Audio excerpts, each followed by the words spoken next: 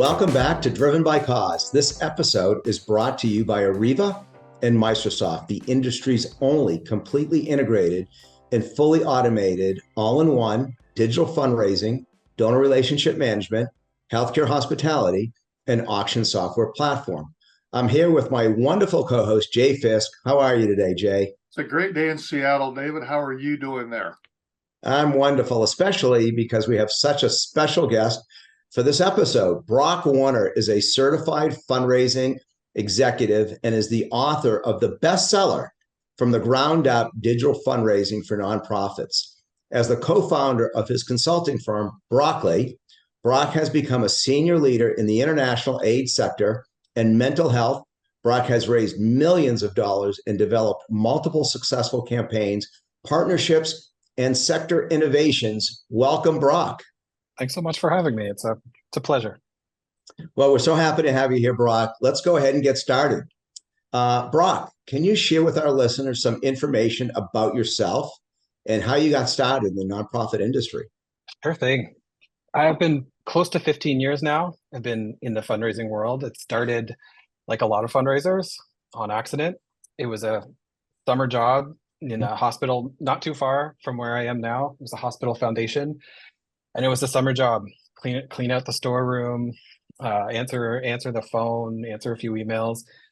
But it blossomed from there. There was opportunities to start looking for some in-kind products for the local golf tournament, things like that. And I kind of fell in love with it. And being a small hospital, our offices were inside the larger hospital, and you saw donors coming through the doors and sharing how much the work and the impact was for them. And so I just kind of fell in love with it from there, and then learned that this is actually a job. This is actually a profession that you can pursue, and there are programs that do that. And so I took a postgraduate certificate program at Humber College in Toronto, which had an internship component at Amnesty International.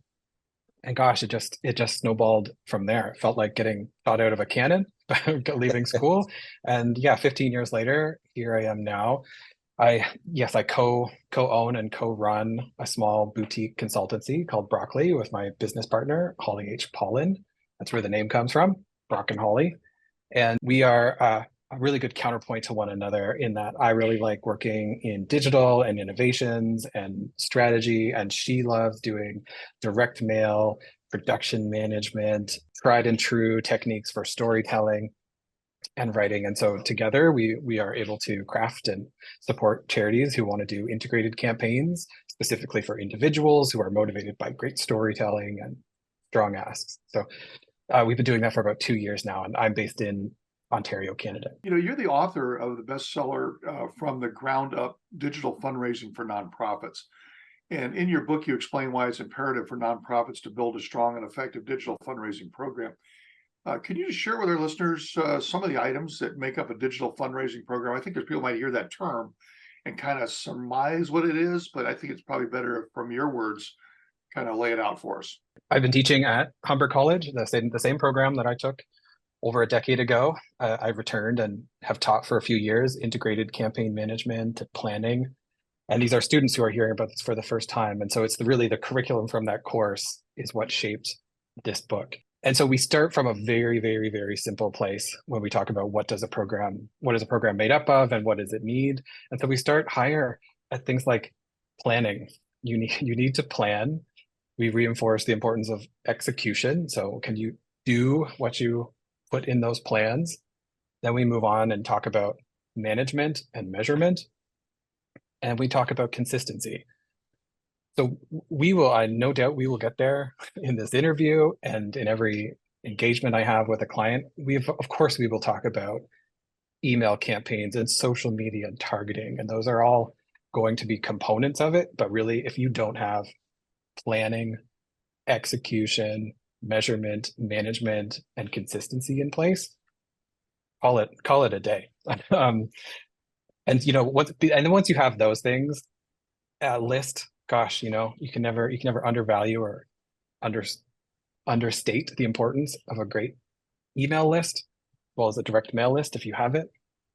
Having engagement on your social media channels is really important. And stories, easier said than done, but having stories that really communicate the impact of your work, the opportunity that donors have to participate and to support that work, and stories that move people to action. So that's stories that really, if a story is funnel shaped, we want people to come out the other end of that willing and able to give.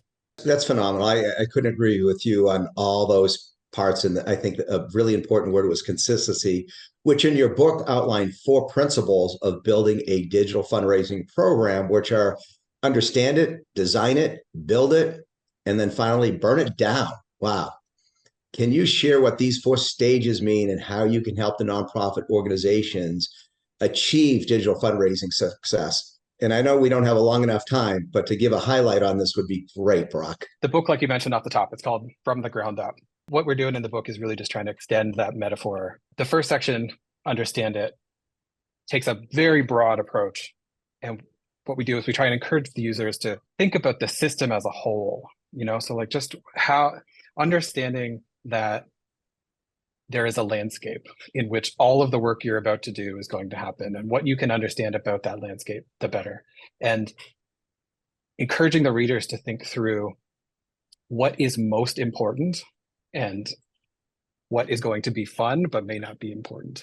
We use the example of pace layering, which is something that comes up a lot in software development, but it actually has its roots in architecture, that there are things that are going to move very slowly, but they'll likely hold the most power. So that's going to be like the foundation of your building. It's going to be big and it's going to be heavy, and it's also not going to likely change for the life of the house once you build it. So it's going to have a lot of power, but it's going to move really slowly. And then as you add layers on top, those things are going to be important. They're going to get a lot of attention, but they're also going to change really fast. So the thinnest layer out at the top, kind of like the pictures you hang on the wall, you should, of course, you should love them. You should want to look at them every day. You should put thought into them, but they could be gone 6 months from now. It's fast fashion. So the understand section is really just about some of these core foundational thoughts about what is to come and why are we going to sequence the work in that way so that hopefully everyone's on the same page. It's also where we cover some really basic core definitions that are going to be used throughout the book. The second section, Design It, this is kind of like the blueprint stage.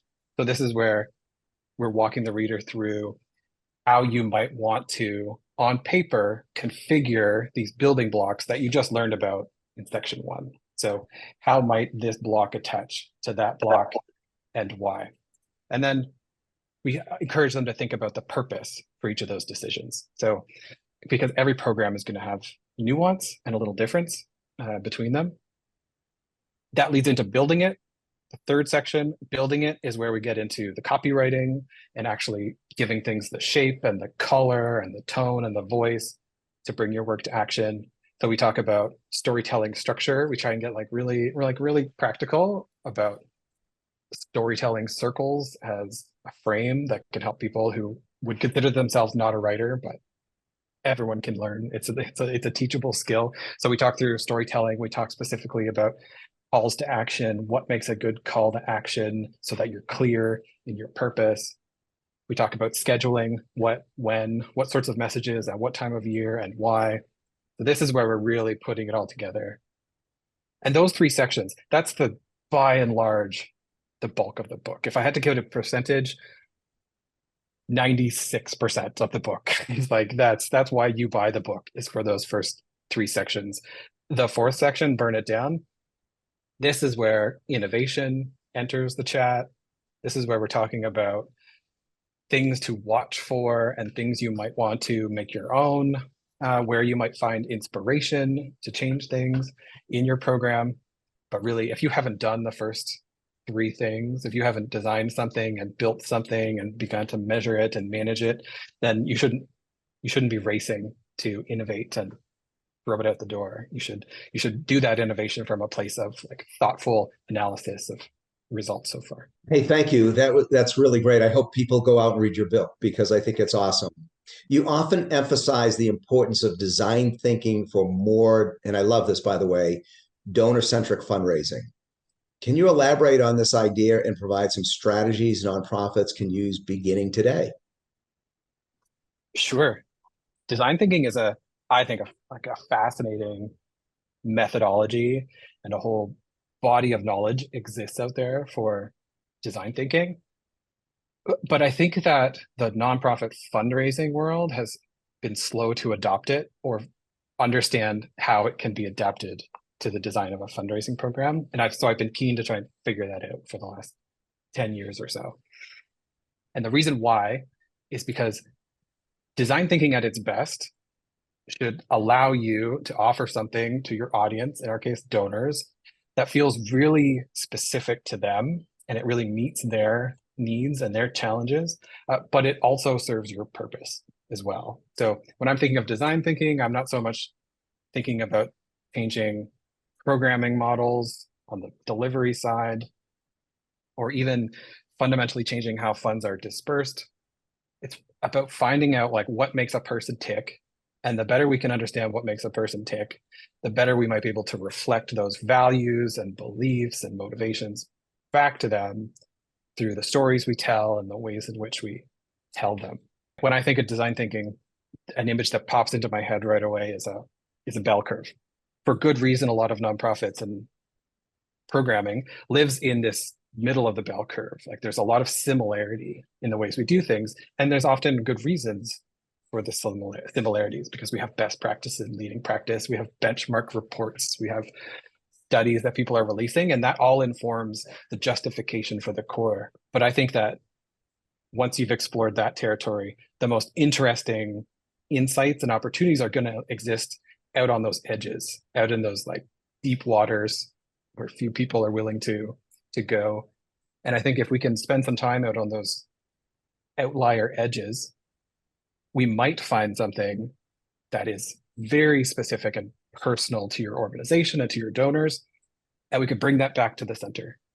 So we might find that there's certain messages, certain stories, certain tactics that are resonating with donors that were slipping under the radar because they existed on the outside, and let's bring them back in and integrate them into the best practices that you might already be doing in your campaign. So you might find your next inspiration for an email subject line test there.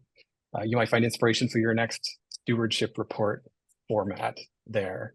And so you bring it in, test it against your controls, and you might be really surprised with what you come back. And it'll only distinguish you from your peers who we're all operating alongside day to day. We're all talking to a lot of the same audiences and constituencies. So the more we can distinguish ourselves, the better, I think. I know just from anecdotal and from talking to a lot of people that the open rate on emails hovers around 19%, give or take a few percent points one or the other. And many nonprofits utilize email marketing to connect, with their donor database.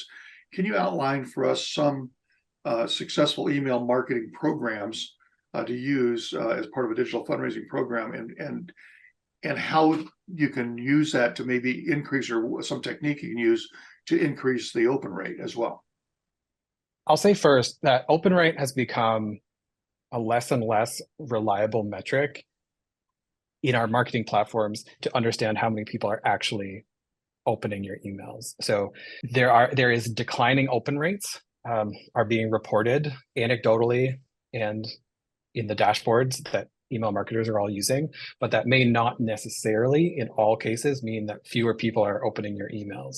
And this has to do with some of the data and privacy sharing that is happening between Apple and third-party providers who are helping people send their emails. So the data of everyone who opens may not be getting passed back to your email marketing platform.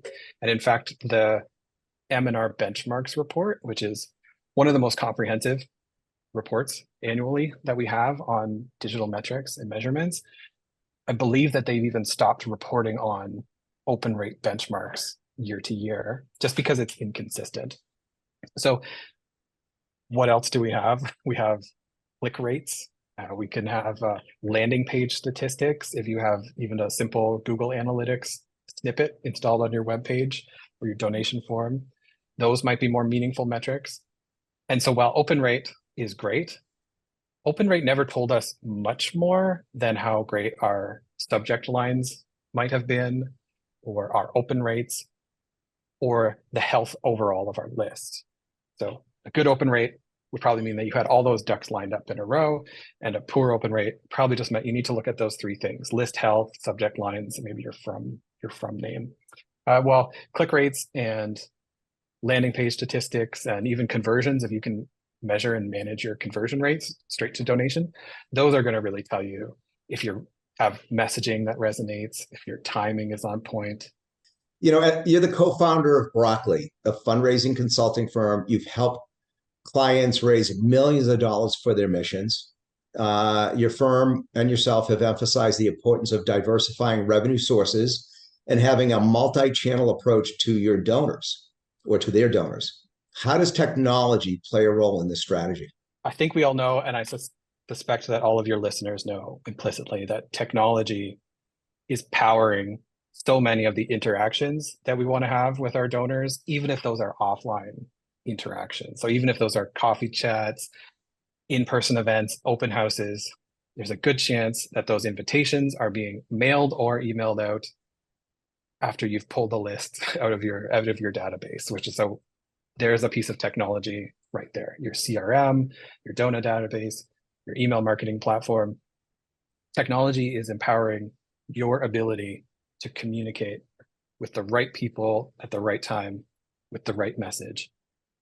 And so how we collect, store, and manage data with technology, it has a direct correlation to our ability to personalize, segment, analyze, prove all of those other activities that we want to do after. So I think that organizations who may, if they have not in the past been thoughtful about the capabilities of their database or their marketing platform, I would encourage them to start asking tough questions about what data can be stored with permission and how can we take advantage of it.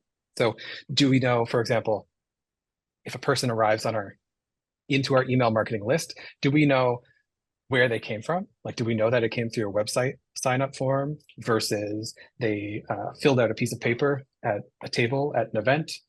Or did they purchase something through the website if you sell products?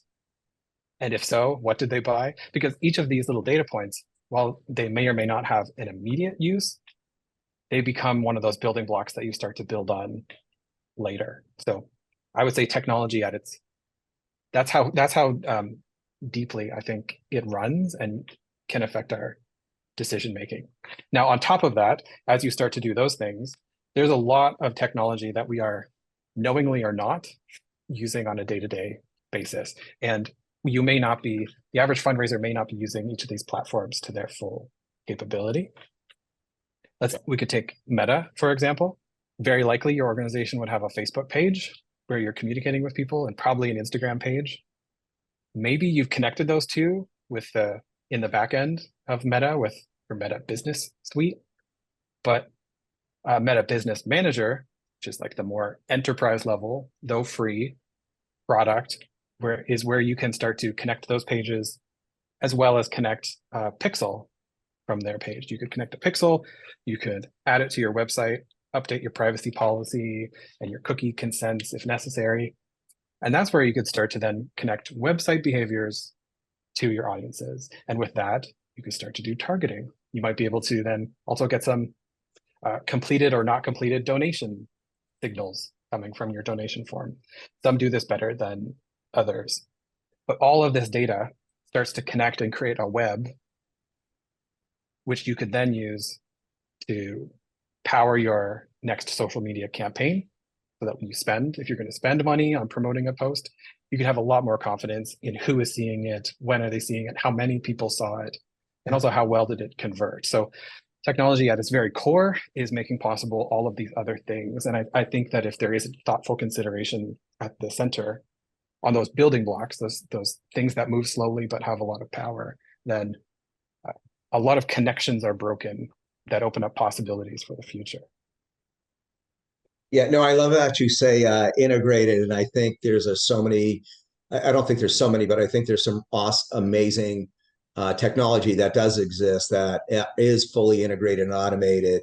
And when you really link it all together as one solution with one unified database, you're streamlining, organizations, their staff. I also think that with the right piece of technology or technologies that are integrated and automated, that will also, which we hear a lot about increasing donor acquisition and increasing donor retention and increasing donor engagement. So I'm glad about your thoughts and your ideas on this. It's so important to help these nonprofits out there. And leading to that, it's no surprise that, of course, AI is a hot topic amongst nonprofits.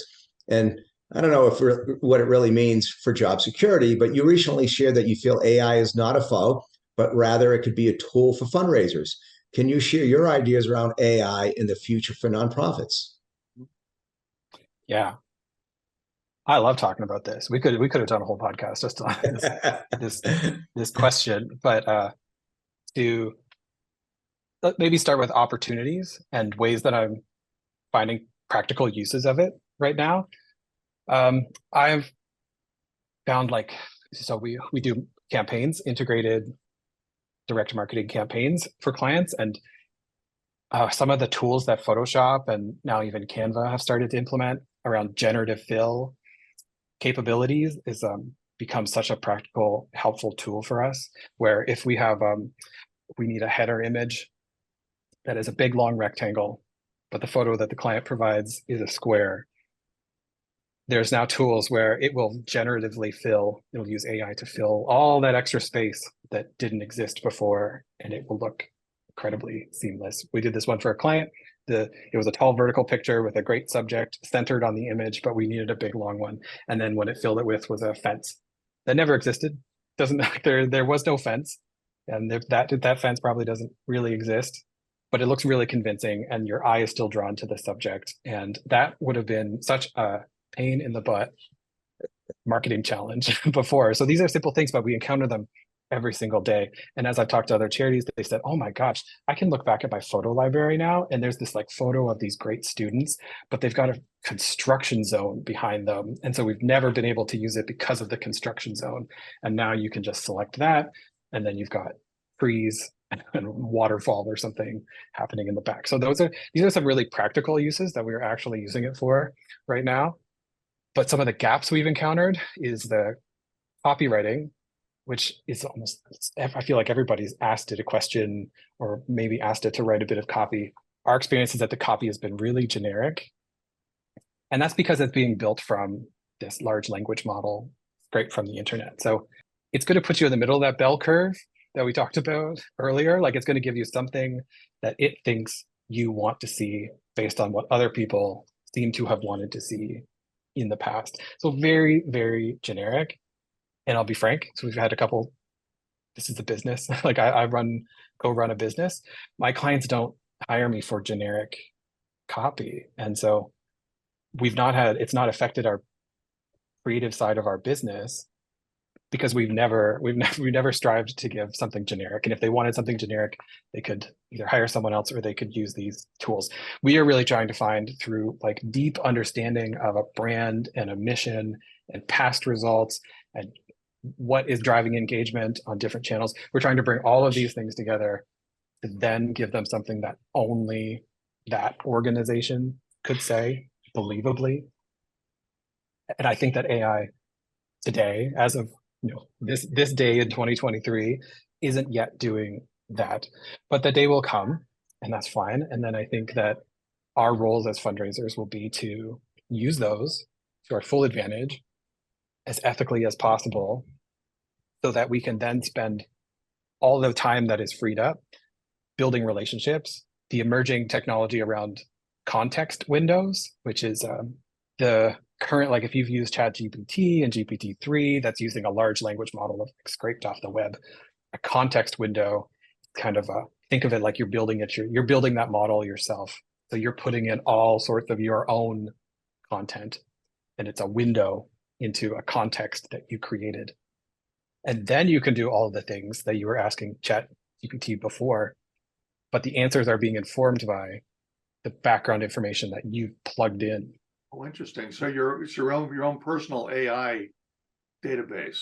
Yeah, at the front end of this, there's a company called Anthropic, And most of the founders of Anthropic are from OpenAI, who built and own ChatGPT. And Anthropic have these context windows that there's a demo on their website where they take financial filings of Netflix, which are publicly available. But if you're not an accountant, it might be difficult to make head nor tails of these like 90-page stock market filings. So you just load all of those in and it summarizes it. And then you could just ask questions like, is it profitable in XYZ? What are the core areas? So you could imagine doing this with a context window that is built with not only financial filings, but shareholder reports, et cetera, et cetera, et cetera. Yeah. And imagine if you were a prospect researcher who otherwise would have been combing Google's and grant databases and paid searches. A lot of time would have just been freed up preparing that summary report for your executive director, your director of major gifts, and freed up for you to do more strategic analysis and maybe be more involved in the discussions of how do we approach this person and when, and what's the approach should we take a CSR approach versus an ESG versus a UN DRP approach. So context windows I think are really interesting, for example, Amazon, I believe, just took a $4 billion equity stake in Anthropic. And so I think that they see a company like Amazon is taking that much of an interest. I'm starting to take an interest for how might it filter all the way down to us nonprofits. That's great. Well, we have spoken a lot about your work today, and a little bit, maybe some things that maybe you weren't planning on talking about, but was very interesting, I'm sure, for our listeners. But I think we'd be curious to know, what is something about you personally that might surprise our audience to find out? What's going on in your personal life? I'll tell you what first jumped into my mind that you might not expect is I love direct mail. Like, for a person who wrote a digital fundraising book, I love a good direct mail package, and we love doing them for our clients. We had one recently where our vendor partner, we used the auto pen. They got this nice little shaky hand signed signature on the outside. Like, all that stuff, that old school stuff that still works. I love it. And I love finding ways then to make the connections between those tried and true tactics in direct mail and integrating it online. And we like to do that because it tends to work well for both. Like, all boats rise when both are working in harmony with one another. So I think some people don't realize. And I also love prospect research. You got a hint of it in my last answer about context windows and AI. I love prospect research and what goes into it. And it never crosses really day to day with the work I do with Broccoli. But you prospect researchers, I think you're worth your weight gold. I think they do great work and power so much that we do. But gosh, you asked more about personal life. Hobbies, Hobbies, yeah. yeah. Okay, I got one. Is I do some woodworking on the weekends, and I like making bat houses. I've been making some bat houses for out in the neighborhood. I live nearby a cemetery, and at the cemetery, I approached them and asked, "Do you have bats? And if so, do you want a bat house?" Because trees are coming down, and bats are in my area, little brown bats. They tend to be crawling up inside the bark of dying trees, and habitat loss is a very real thing, especially in my community. There's a lot of building and development. So if the bats will have a choice between getting into your attic, which I don't want, and I'm sure you don't want, or a bat house that we might be able to build as like an intermediate shelter.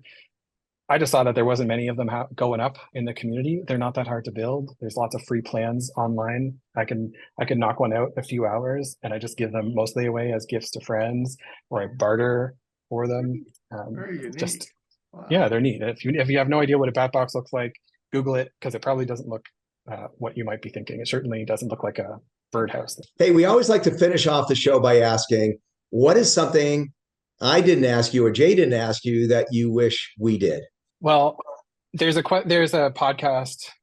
Tim Ferriss has a podcast, and one of his standing questions of guests, I believe, is something along the lines of, "What is a book you've recently given away as a gift?" So not just what's the last thing you read, or what are you reading now? What have you given away?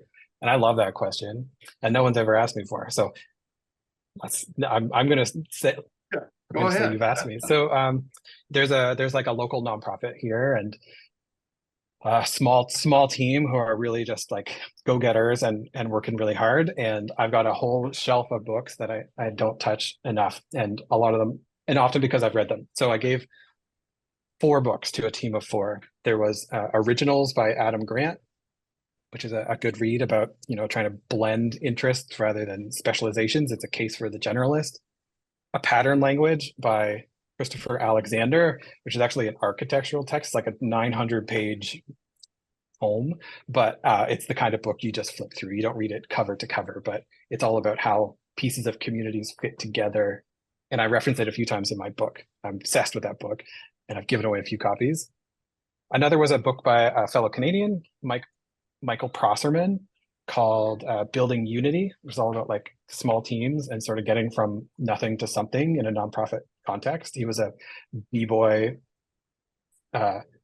break dancer who had a pretty catastrophic neck injury, and that set him off into a whole different type of work, but within that community of breakdancing b-boys and b-girls. So like really fascinating take.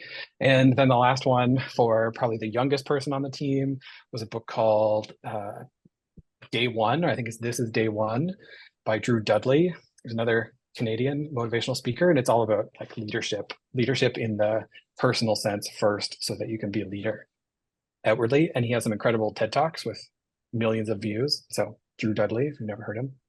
So I gave you 4 for the price of 1. But give away books, by the way. Like that's a piece of advice for listeners. That if you've got books collecting dust, give them to people. Don't worry about getting them back if you can help it. You never know. You never know the impact you might have on somebody. Yeah. Hey, Brock, that's great. Hey, we'll be right back after this message from our sponsors. We are a team that has had an enduring influence on the nonprofit industry for more than 3 decades. We pride ourselves on developing and delivering technology with a purpose, software born of a genuine understanding and passion for cause. We are relentlessly dedicated to our client success. We are with our clients for good. We are Ariva, tech with purpose, driven by cause.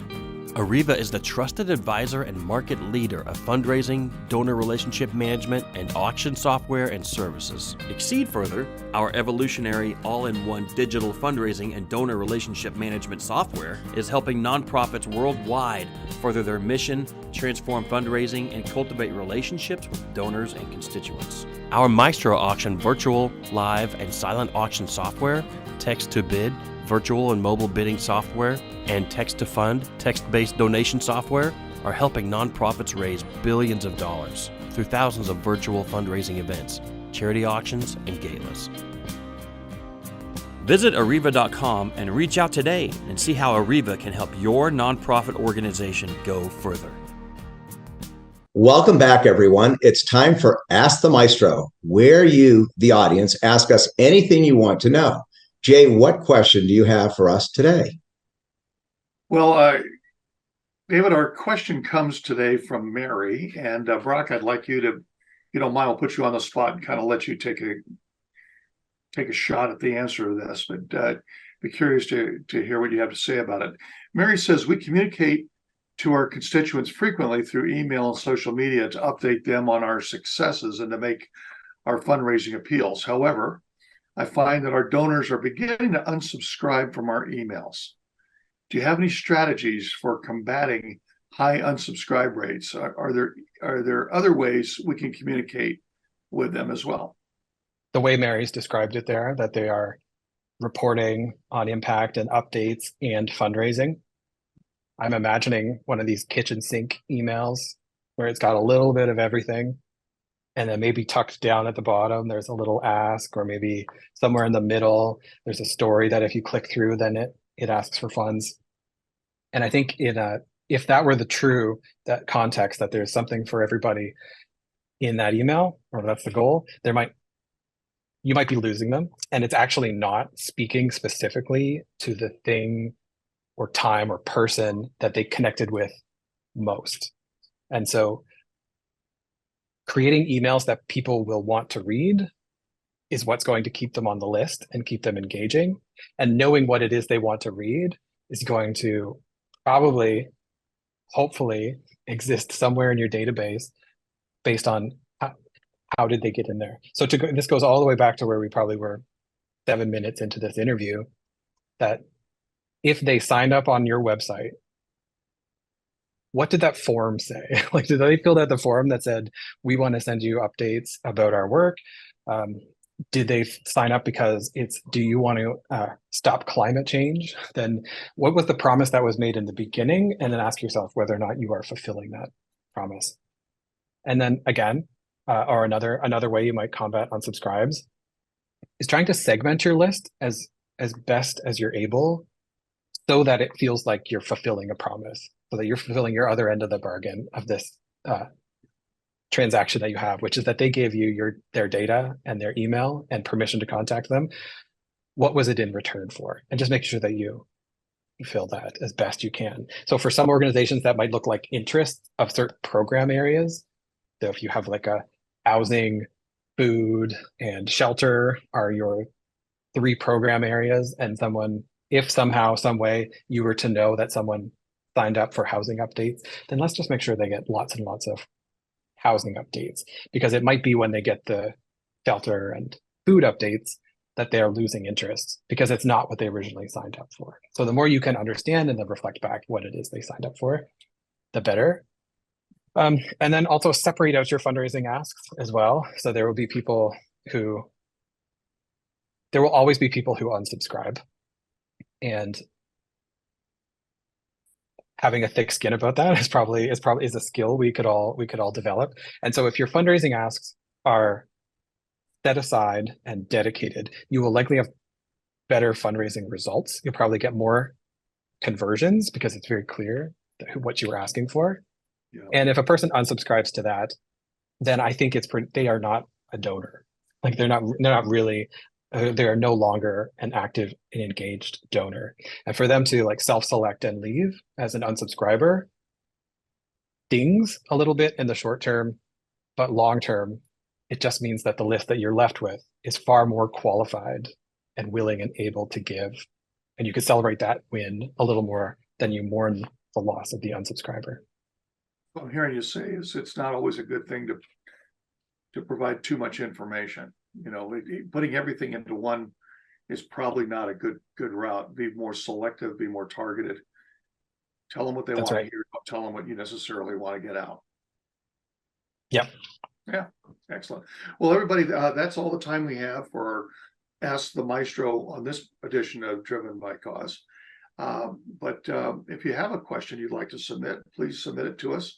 And, we never know, next time around, next Driven by Cause episode, we might be using your question and have our guest respond to it as well.